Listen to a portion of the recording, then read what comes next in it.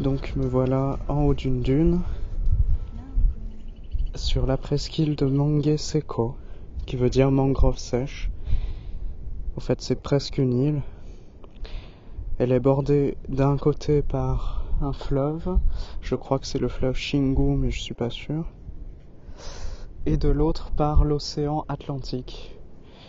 Et elle se caractérise par d'immenses dunes de sable blanc, ponctuées de palmiers, et de quelques dépressions aussi où pousse de l'herbe et où il y a des chevaux qui broutent, des chevaux et des vaches. La particularité de Mangue Seco, c'est que Mangue Seco, c'est le nom d'un village et il n'y a pas de voiture.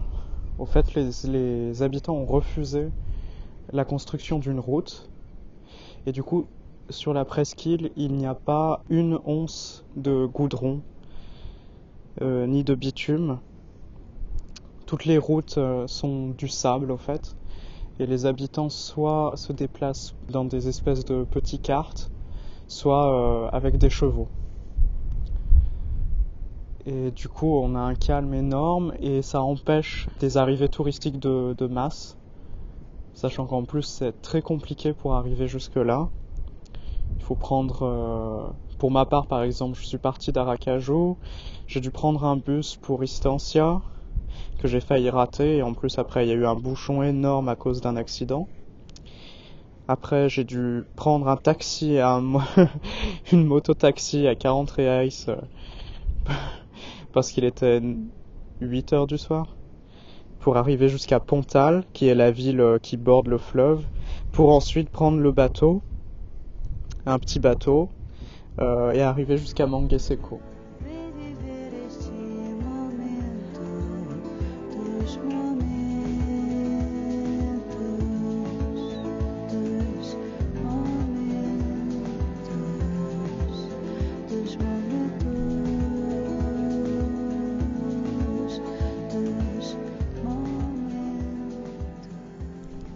Et ça d'ailleurs c'est un souvenir que je garderai beaucoup parce que de prendre le bateau de nuit sur le fleuve,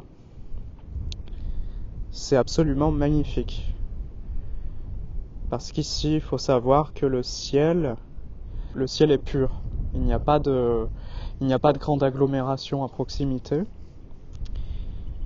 Et du coup, on peut voir tout le ciel de l'hémisphère sud.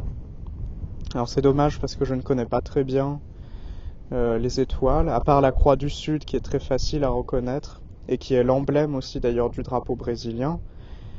Le ciel de l'hémisphère sud est très... Sa particularité par exemple, c'est qu'il est très... Il y a beaucoup d'étoiles d'un seul côté. On peut même apercevoir quelques nébuleuses, je pense à l'œil nu. Et il y a une grande concentration d'étoiles parce que je pense que d'un côté on voit la Voie lactée est très très présente. Enfin là quand je vous parle il est encore le jour. Il fait très très chaud bien sûr. Mais il y a du vent, il y a toujours du vent quand on est au bord du pays, sur le littoral.